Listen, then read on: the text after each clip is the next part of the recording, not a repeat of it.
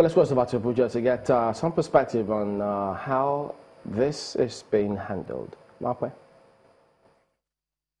Well, thank you, Chamberlain. Joining us to discuss what is going on in Benue right now, especially concerning the floods in the state, is the Chief Press Secretary to the Governor, Mr. Terver Akase. You're welcome to Sunrise Daily. Thank you very much, and I'm happy to be here. Well, we wish we were here under better circumstances, but the situation we're seeing right now, from what we understand and from the reports we're seeing, 110 residents displaced already and 2,769 houses submerged. How did Benue get to this? Thank you very much. Let me, first of all, on behalf of the Governor of Benue State, Samuel Otom, sympathize with thousands of Benue people who have been affected by this flood. It's unfortunate, and the governor and the government of the state is saddened. We, as a government, we feel that this shouldn't have happened, but it has happened. It's a natural disaster. And a lot of efforts are on. You've listened to your report, and that's exactly how Benue is now. Many families are without homes now. Many people have been displaced, and you need to visit Makurdi and other parts of Benue. You will understand exactly what I'm talking about.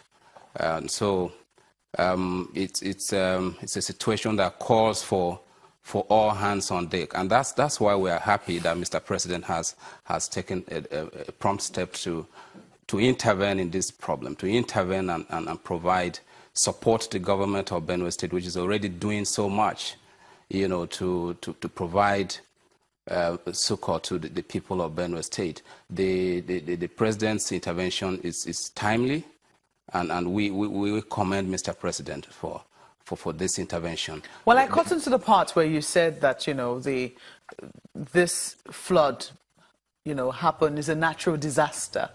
But, you know, people will ask, how much of a natural disaster is this, and how much of it is man-made? It's natural in the sense that it's rain. You know, when rain comes, we can't prevent rain from coming. Definitely not. That's the part that is natural. True. Now, it's man-made because perhaps we neglected some of the things that we would have done as a people. I'm not blaming Benue people. Perhaps the government failed to do something, you know, before now, and that is why it has become an emergency.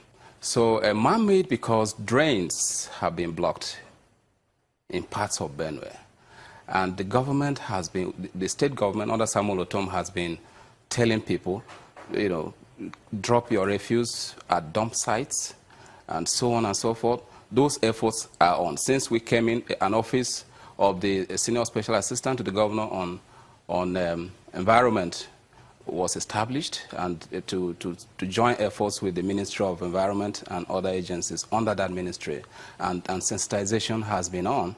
So man-made because I think that we're yet to get there when where people will recognize the necessity to dump their refuse at designated sites. So you believe that largely and open up drainages. You know, this is where it is man-made. Can we say largely this is man-made?